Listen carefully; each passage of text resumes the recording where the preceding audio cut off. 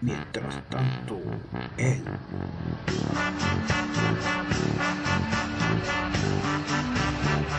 como Jorge Millán.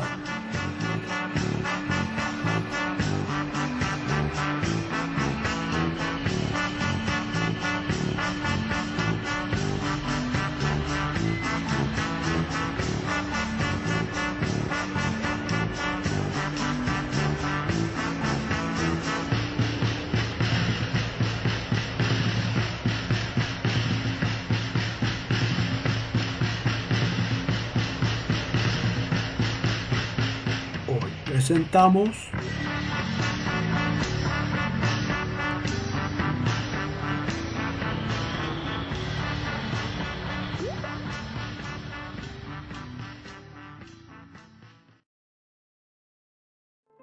las imágenes de la semana.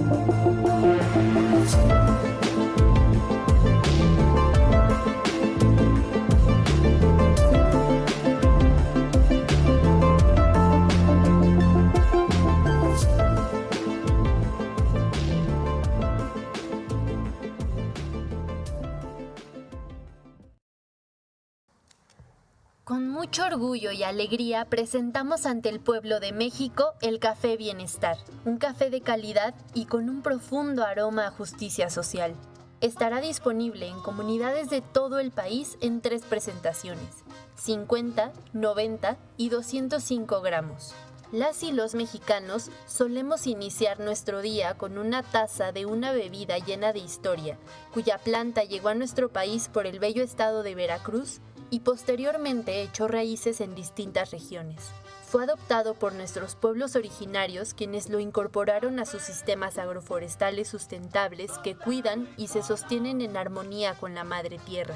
En Alimentación para el Bienestar, impulsamos el trabajo de las comunidades cafeticultoras en todo el territorio nacional mediante el componente Transformación para el Bienestar, a través de un esquema de compra justa que reconoce y valora el esfuerzo de las y los pequeños productores. Se llevó a cabo el primer acopio en los estados de Guerrero, Oaxaca, Puebla y Veracruz. Para fortalecer el desarrollo comunitario y dar solución a demandas históricas como el pago justo de su trabajo, la eliminación de los intermediarios y el reconocimiento social, se estableció colaboración directa con localidades indígenas de estos estados. Se realizó en conjunto con pueblos mijes, mixtecos, nahuas, otomíes, popolucas, tlapanecos y totonacos, en los que hay una presencia importante del programa Sembrando Vida a través de las comunidades de aprendizaje campesino. De esta forma contribuimos al segundo piso de la cuarta transformación en materia de soberanía alimentaria, enmarcada también en el Plan México. El Café Bienestar estará al alcance de las y los mexicanos a través de la red de tiendas Bienestar, ofreciendo un precio accesible para que todas las familias disfruten de una taza de un café lleno de historia y justicia social. Lo mejor del campo mexicano para las familias mexicanas. Alimentación para el Bienestar.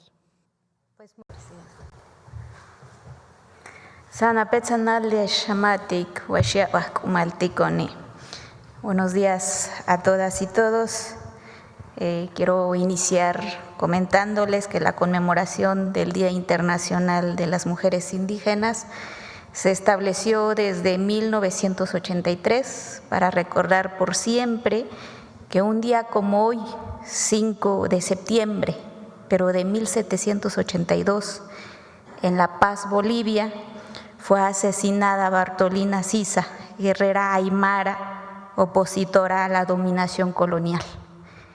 Este suceso abre un espacio para reflexionar sobre nuestros derechos, para que nuestras voces en las distintas lenguas lleguen a las niñas, jóvenes, abuelas y a todas las madres indígenas y a las mujeres afromexicanas, mujeres indígenas afromexicanas que habitamos desde nuestra diversidad en esta comunidad de comunidades que llamamos México.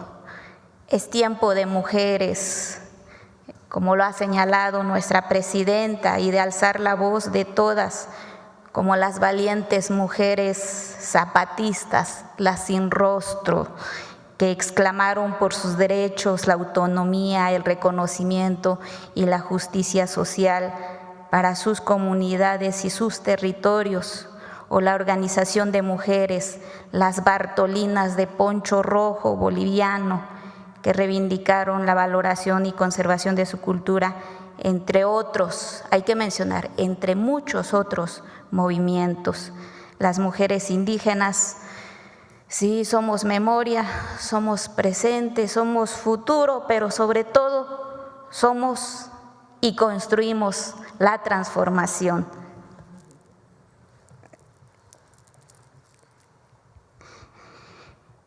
En este marco, agradecemos a la presidenta la invitación para presentar los avances de la traducción de la Cartilla de Derechos de las Mujeres a Lenguas Indígenas Nacionales. Este acto marca un avance trascendental en nuestro país por el reconocimiento de las mujeres indígenas y sus aportes en la construcción de esta gran nación. La Secretaría de las Mujeres, a través de la secretaria Citlali Hernández, de la doctora Elvira Concheiro, subsecretaria de Igualdad Sustantiva, convocó a la Secretaría de Educación Pública, al Instituto Nacional de Lenguas Indígenas, a la Secretaría de Pueblos y Barrios Originarios y Comunidades Indígenas Residentes de la Ciudad de México, a coordinar y gestionar la traducción e interpretación a lenguas indígenas de la cartilla, para que junto con el Instituto Nacional de Pueblos Indígenas, a través de las impresiones de este material, lleguemos a las mujeres indígenas y afromexicanas de nuestro país, mujeres con las que hemos caminado y avanzado en este proceso de reconocimiento de las lenguas indígenas nacionales. Y quiero decirles también gracias por su entusiasmo y colaboración. Muy bien, la siguiente lámina, por favor.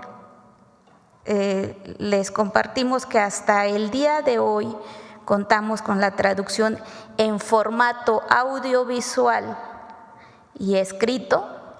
En audiovisual son 27 lenguas indígenas y escrito 35, como lo acaba de mencionar nuestra presidenta, y seguimos trabajando con 27 lenguas más en 18 entidades federativas: Baja California Sur, Campeche, Chiapas, Guerrero, Hidalgo, Oaxaca, Puebla, Quintana Roo, San Luis Potosí, Sinaloa, Tabasco, Tlaxcala, Veracruz, Estado de México, Chihuahua, Nayarit y la Ciudad de México. Nuestro objetivo es que las mujeres, donde quiera que radiquen, ya sea en el campo, la ciudad, la montaña o la costa, cuenten con esta herramienta de pedagogía popular intercultural, que tiene el objetivo de que las niñas, adolescentes y mujeres en su diversidad, porque aún siendo indígenas somos diversas, hay que señalarlo, conozcamos exijamos y ejerzamos el cumplimiento de nuestros derechos. Reconocemos los esfuerzos que cada una han realizado, desde sus mundos y sentidos aportan para transformar y erradicar las condiciones de violencia, inequidad, exclusión e injusticias. Este es un esfuerzo colectivo para difundir los derechos de las mujeres, pero sobre todo contribuir con ello a fortalecer nuestras identidades, comunidades, culturas y lenguas.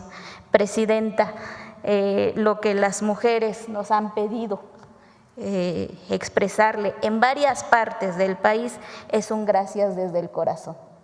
Gracias por poner en el centro de la política a las mujeres indígenas y afromexicanas, y esto lo han expresado varias compañeras, y quiero cerrar diciéndoles que las maestras indígenas lo han expresado como parte de su formación indispensable en el magisterio indígena. Y hasta aquí dejo mi participación, comparto la palabra con mi compañera Jessica. Muchas gracias, presidenta. Adelante. En el Año de la Mujer Indígena, el Gobierno de México promueve acciones para garantizar que los derechos de las mujeres lleguen a todo el país. Una de ellas es la traducción de la Cartilla de Derechos de las Mujeres a diversas lenguas originarias, asegurando su reconocimiento en cada comunidad. Empezamos a trabajar una coordinación entre instituciones, porque cada una de las instituciones ha desarrollado como varios esfuerzos de traducción. Justamente como que esta cuestión de poder comprender o de apropiarse, de saber y entender qué quiere decir el texto, qué idea nos está transmitiendo, qué queremos que la gente sepa, para después poder ya ir pensando en cómo hacerle para que la persona hablante de la lengua indígena lo pueda entender. Si yo conozco mis derechos, pues obviamente pues los voy a poder exigir, ¿no? Nuestras generaciones podrán tener más acceso a estos derechos. Debemos llegar al corazón de estas personas, ¿no? Y que justamente no solo lo veamos como el hecho de, pues es que se ayuda a una mujer, no, se ayuda a una sociedad. Estos trabajos que se están realizando considero que son de gran valor y que además están acercándonos a lograr la expectativa de aquellas mujeres de nuestras comunidades.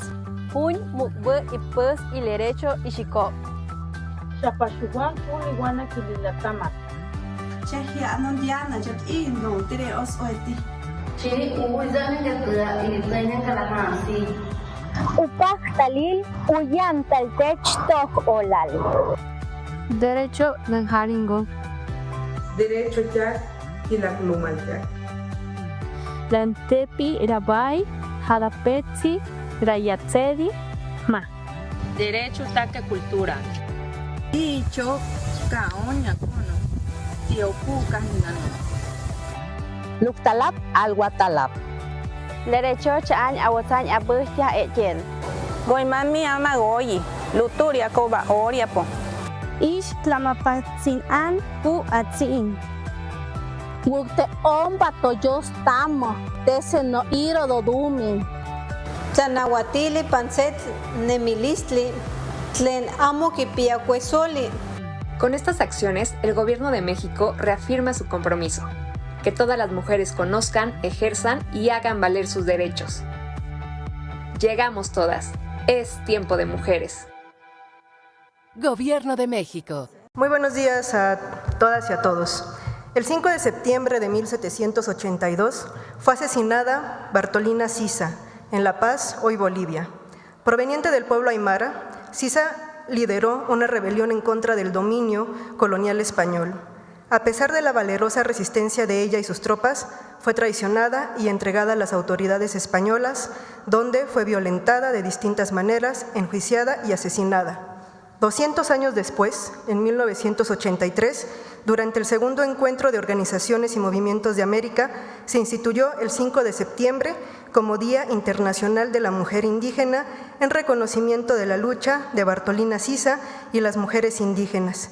Y a partir de este año, el 5 de septiembre, forma parte de las efemérides oficiales que impulsó la presidenta en materia de reconocimiento de las mujeres. Es decir, el día del mañana se izará por primera vez la bandera de nuestro país a toda asta por la conmemoración del 5 de septiembre, Día Internacional de las Mujeres Indígenas.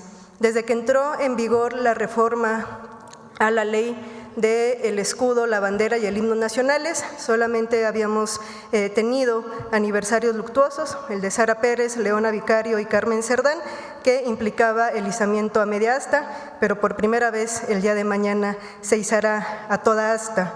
Conozcamos el día de hoy un ejemplo muy claro de la lucha de las mujeres indígenas en nuestro país, las mujeres yaquis. A finales de enero de 1900, la dictadura de Porfirio Díaz deportó desde Sonora a Yucatán a 250 viudas yaquis con sus hijos. Eran sobrevivientes de la masacre de Mazocoba, en la que tropas del Ejército Federal reprimieron a los yaquis que, encabezados por Juan Maldonado Guashuequia, conocido como Tetaviate, resistían los intentos de las élites sonorenses por despojarlos de sus tierras. En el libro Testimonios de una mujer yaqui, Ricarda León recordó las palabras de su madre. No nos mataron a todos, porque ya no tenían balas los rifles. El de las viudas fue el primer acto de un destierro obligado que afectó hasta 15,000 yaquis, enviados a trabajar en condiciones de esclavitud a Yucatán, Campeche, Oaxaca y Veracruz, en su mayoría usados como mano de obra forzada en la producción de henequén. Miles más tuvieron que emigrar hacia Arizona en los Estados Unidos o refugiarse en la Sierra de Bacatete para sobrevivir. Desde la colonia, el pueblo yoeme, como asimismo se denominan los yaquis, luchó por su autonomía, pero durante las últimas décadas del siglo XIX y principios del siglo XX padeció una guerra de exterminio. Bajo el liderazgo de José María Leiva, Cajeme, los yaquis se sublevaron a mediados de la década de 1870 para resistir el despojo de su fértil territorio, que además de ser su hogar, es un espacio sagrado. Aunque Cajeme fue ejecutado en 1887, los yaquis no cesaron en la defensa de su tierra. Para doblegarlos, el gobierno porfirista se ensañó particularmente con las mujeres, a quienes consideraba responsables del espíritu guerrero de la tribu. Como señaló el militar Francisco P. Troncoso, las mujeres yaquis acompañan a los hombres en las guerras. Sufren con ellos toda especie de fatigas y de privaciones. Los excitan para el combate.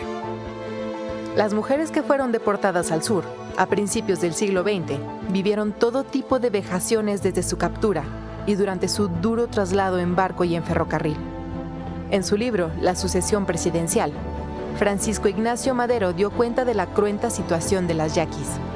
Mujeres hubo que, viéndose arrancar de su suelo natal, separadas de sus maridos y quizás de sus mismos hijos, se arrojaron al mar, prefiriendo la pronta muerte entre las ondas amargas a los espantosos sufrimientos de la esclavitud.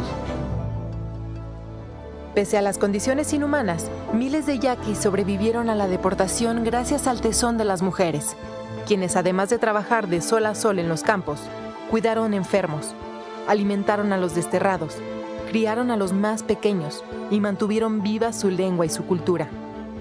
Al aproximarse el estallido de la Revolución Mexicana, emprendieron el retorno a sus tierras, caminando durante meses y recogiendo en el camino a decenas de huérfanos. Las mujeres yaquis, tanto las que se refugiaron en las sierras como las que sobrevivieron al destierro, se convirtieron en las guardianas de la memoria, transmitiendo sus recuerdos de generación en generación. Su arma más poderosa, corazón de la resistencia centenaria del pueblo yoeme, es nunca olvidar. Hablando de racismo, las mujeres indígenas han sido fundamentales en la preservación de las memorias y la cultura en el mundo. Por ejemplo, doña Juana, una mujer yaqui de 82 años, relató el recuerdo de lo que le contaban sus padres cuando regresaban de la deportación masiva a Yucatán. Dice, comenzaron a caminar desde Yucatán, venían en grupos de familias, caminaban día y noche. Se vinieron por la ruta central del país donde decían que había menos soldados y en el camino se iban hallando a muchos niños solos por la sierra y los recogían para cuidarlos, traerlos a Sonora. También dicen que en el camino encontraban muchos muertos y los enterraban y decían que por eso llegaron, porque esos difuntos los ayudaron, los defendieron para que llegaran vivos a Sonora. Duraron meses caminando. Cuando llegaron a Sinaloa, sabían que estaban cerca de su tierra y ya no habría de qué preocuparse. Este y otros testimonios pueden encontrarlos en Sobresaltos de la Memoria, una aproximación a las huellas de las deportaciones, la guerra y la vida yoeme, desde las historias heredadas de las mujeres yaqui, de la historiadora Yolanda González, una publicación, un texto de reciente publicación. Finalmente, así como estas mujeres yaquis preservaron, resistieron la cultura y la memoria de su pueblo, la memoria finalmente es algo que nos permite seguir caminando también hoy día de manera colectiva. Muchas gracias.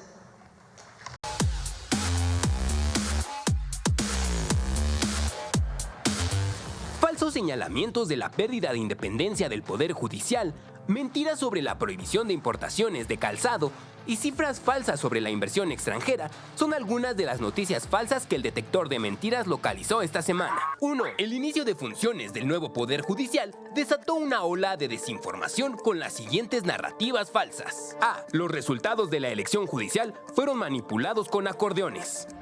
Morena y el gobierno repartieron masivamente acordeones para decir por quién había que votar, para que ganaran los que ellos querían. Y ganaron los que ellos querían. El origen, la forma en que llegan estas personas es fundamentalmente a través de una elección inducida por los acordeones. ¡Mentira! El 26 de agosto de 2025, la Sala Superior del Tribunal Electoral del Poder Judicial de la Federación confirmó la validez de la elección judicial y rechazó las acusaciones que buscaban anular la elección, argumentando que no se demostró la existencia de irregularidades graves y determinantes. En particular, desestimó las denuncias sobre el supuesto uso de acordeones por parte de los votantes al considerar que las pruebas aportadas eran insuficientes y no tenían un valor probatorio pleno. B. El Poder Judicial ya no es independiente. Este martes, la Suprema Corte de Justicia cerró su ciclo como poder independiente.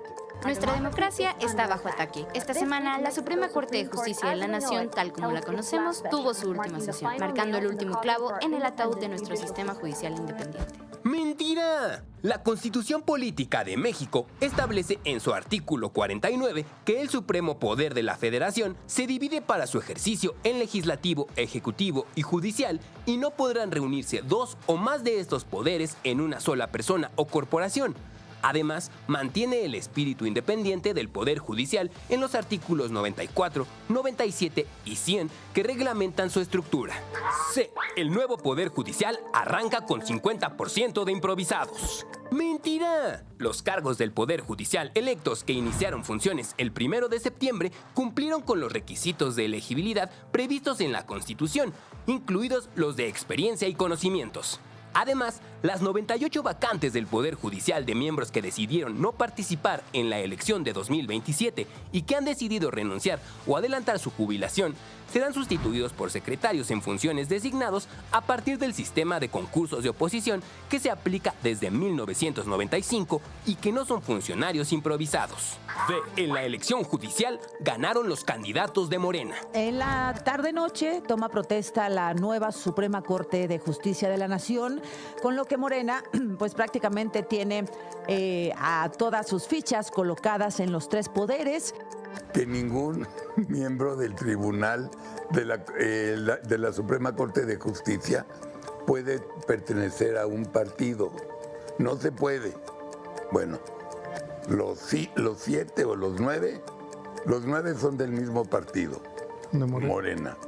¡Mentira! Los perfiles de los aspirantes fueron seleccionados por comités evaluadores integrados por representantes de los tres poderes de la Unión, y para ajustar el número de candidaturas y garantizar la paridad de género, se realizó un proceso de insaculación previsto en la Constitución. Además, la reforma prohibió la participación de los partidos políticos en la elección judicial. Los partidos políticos y las personas servidoras públicas no podrán realizar actos de proselitismo ni posicionarse a favor o en contra de candidatura alguna, establece el artículo 96 constitucional. 2. El gobierno de México prohibió la importación de calzado. ¡Mentira! El gobierno de México no prohibió la importación de calzado. El decreto publicado en el Diario Oficial de la Federación por la presidenta Claudia Sheinbaum tiene como objetivo terminar con la importación de calzado bajo el esquema de importación temporal, el cual era utilizado para omitir el pago de impuestos a pesar de que estos productos eran integrados al mercado nacional. 3. La inversión extranjera directa en México solo creció 2% en el segundo trimestre de 2025. La presidenta lleva días presumiendo la inversión extranjera directa. Solo que con los datos completos, pues va a tener que bajarle 2 rayitas a su discurso triunfalista. Fíjese usted, las entradas de dinero crecieron 2%. ¡Mentira! La Secretaría de Economía explicó que la comparación que hace el comunicador es incorrecta, pues no se deben comparar cifras originalmente publicadas con cifras actualizadas. La inversión extranjera directa creció en 10.2% al pasar de 31.096 a 34.265 millones de dólares en los 2 primeros trimestres de 2024 y 2025 respectivamente. 4. La Ciudad de México enfrenta el sarampión sin vacunas. ¡Mentira! La Secretaría de Salud informó que actualmente la Ciudad de México cuenta con vacunas suficientes para toda la población. Además, reiteró que la vacunación es gratuita, segura y disponible en todas las unidades del sector salud de la entidad. Nadine Gassman, titular de la Secretaría de Salud de la Ciudad de México, destacó que actualmente se está llevando a cabo una campaña de vacunación a través de kioscos desplegados en distintos puntos de la capital del país.